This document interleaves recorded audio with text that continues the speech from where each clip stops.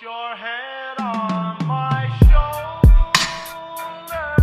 Hey guys, welcome back to my channel. So for today's video I'm going to be talking about things that I have learned during self-isolation. Before I get into this video, I do just want to point out that I will leave links to petitions and just articles on the recent events in the news recently, as I feel like it's so important to bring awareness to these sorts of things that are going on in the world. So I will be leaving links and petitions to the George Floyd events that have been happening. So even if you can't donate, then make sure you watch all of the adverts during this video, and any money generated from this video will be donated to the charities that help with the Black Lives Matter campaign. My camera died, so I had to go and charge that for a bit.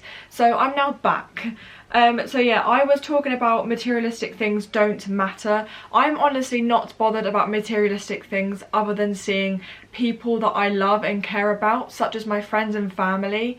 I never realised that people would have such a big impact on me during self-isolation and quarantine. I miss people's company and just their aura whilst, you know, being with them, and I feel like quarantine has taught me so much about me as, you know, a human being and as a person, and just like working on myself and knowing who I want and don't want in my life anymore. It's really given me a big perception of who I want to be like and like who I want to be with, and I think that's such a big lesson for me. Now more than ever, we are realising that we are truly valuing people's company more now than ever, and I think for people that especially live alone during this time are definitely feeling the difference between seeing family members such as their parents and their friends every few days other than not seeing them at all. And I really feel for those people that are, you know, living alone or maybe don't have any family members, and I really do feel for them.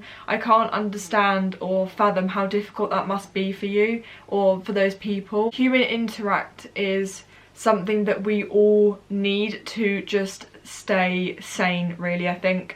And it's really helped me knowing that, you know, I live at home still. I'm 18 and a half and I live at home. I don't have any plans to move out, but knowing that I live with my auntie and usually my brother, but my brother's down in Surrey currently at the moment, and just knowing that I live with her and just someone else in the house is like keeping me sane. Like, we don't necessarily watch TV because we never put the TV on, but such as just watching the news, that's the only thing we really watch, to be fair, and such as like playing games together or literally just sitting and reading books together. It's still human interaction and just being in the same room as each other and knowing that each other is there for just a conversation.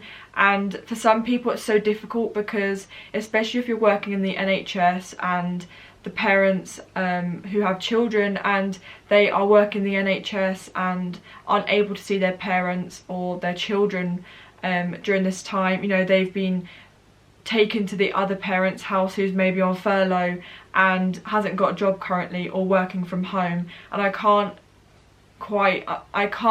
put into words how difficult that must be for some people. And I just think human interaction is so important, and I think we just didn't really appreciate it until it's been taken away from us. Tell people you love them. I can't stress this enough.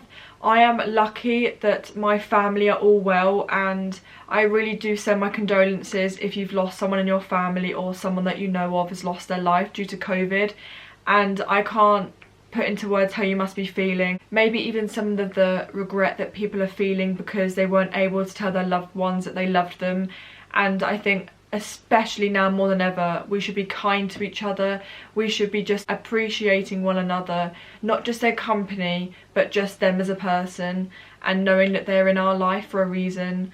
And I honestly can't put it into words how people must be feeling, and, you know, people have it so much worse than, say, me for instance do. They're losing loved ones and, you know, they're not able to have human interaction. Maybe they don't have jobs and, you know, they've been jobless, and it must be so horrible and difficult, and I really do put out my heart to those people. When I lost my mum 6 years ago, and I was there more or less straight after she died, I remember the last thing I said to her was that I loved her, and I never knew straight away that she was going to pass away.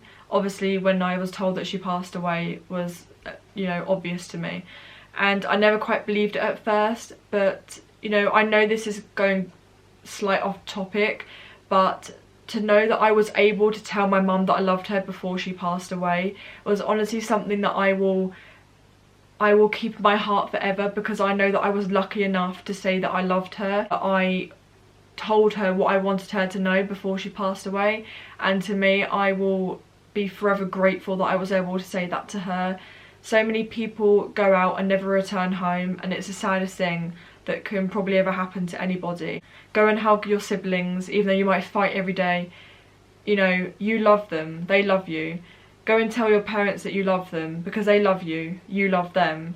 Go and tell your grandparents, go and tell your cousins, your aunties, your uncles, you know, anyone, your friends, go and tell them you love them while you still can.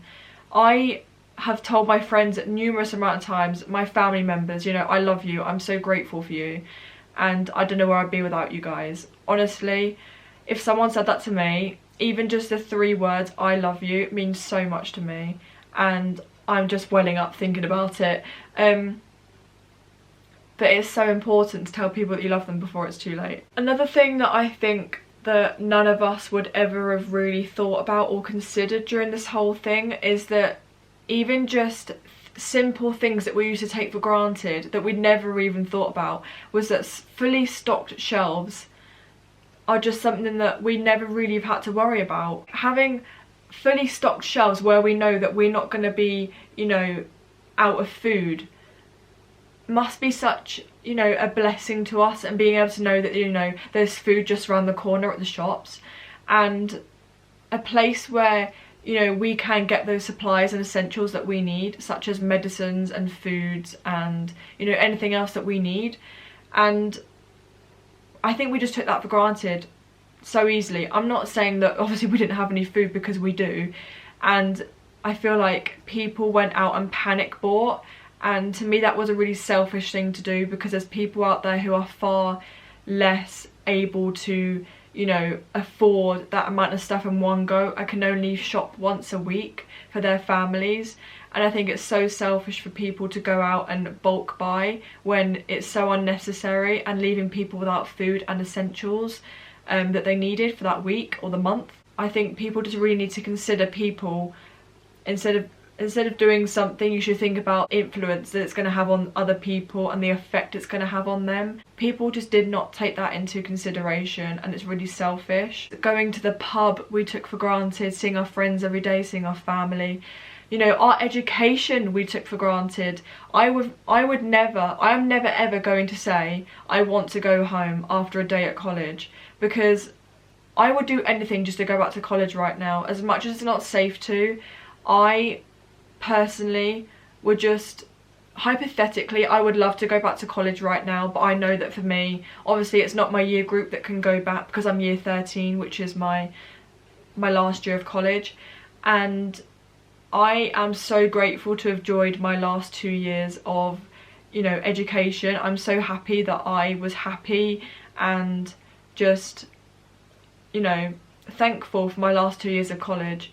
And I would do anything to go back to education. You know, they do say the best years of your life are education, and I can honestly say I don't know whether it's because I've moved up north or, you know, just had a lucky life, I guess, that I have enjoyed my last 4 years of education. My last 2 years were in the school up north, up here, so I was half of year 10 and then all of year 11, and then also my, you know, year 12 and year 13 at college. And I think I am so blessed to have such good people that I met, and everyone was so lovely, and it just really goes back to, you know, being around people that make you feel good too. Another thing I want to touch upon is that this is a pandemic, not a time to be productive every day. This is a pandemic, and it doesn't mean to say that you have to be doing something every day to fulfill your day. This does not matter if you are watching Netflix for a whole day or YouTube for a whole day. And honestly, if you're just going out for a run once a day, or a walk, or a cycle, that's what I'm doing, a cycle, then, you know, that is okay. You don't have to feel bad for not doing anything you know, once a day. It does not matter. And I think people need to realise, as I said, it's a pandemic and not a time to be, you know, madly productive. It's different if you have work to do, and, you know, but that doesn't mean to say that you have to, you know, over stress yourself and make yourself so, you know, unbelievably, you know, stressed. The fact that you don't have any motivation to do any of that work, because that's not right, and you should just balance it out and steady it out. I was lucky enough to finish all of my work and hand it all in, and it's now being done in for marking, and I don't have to worry about that work now for a while until I get my results in August with results day. I know that I've worked the best that I could in the last 2 years of college, and for that I am hoping that I get merit. Obviously, if I get a merit, I'm going to be so happy just to know that I've completed that pass, and, you know, I've done well, and I'm proud of myself for doing that. And there are times where I've cried and I have been stressed, without a doubt, but I have got through it, and, you know, I am strong, and there's certain things in my life that I have been through that I wouldn't, you know, I wouldn't wish upon my worst enemy.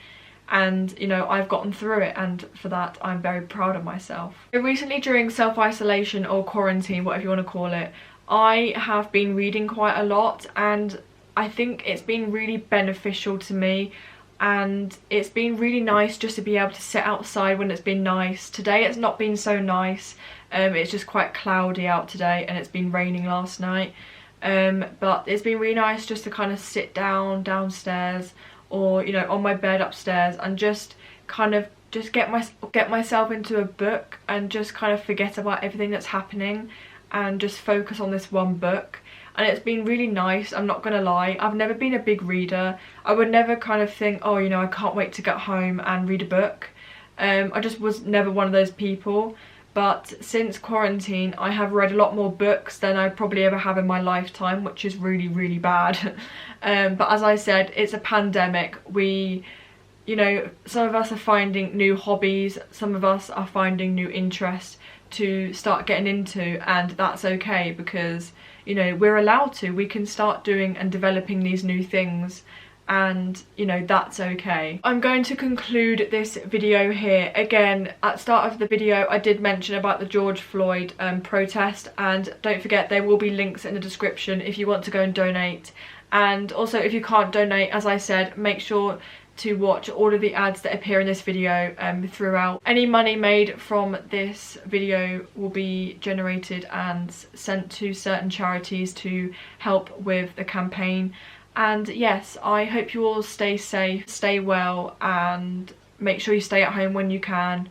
And yeah, I will see you in my next video. Bye.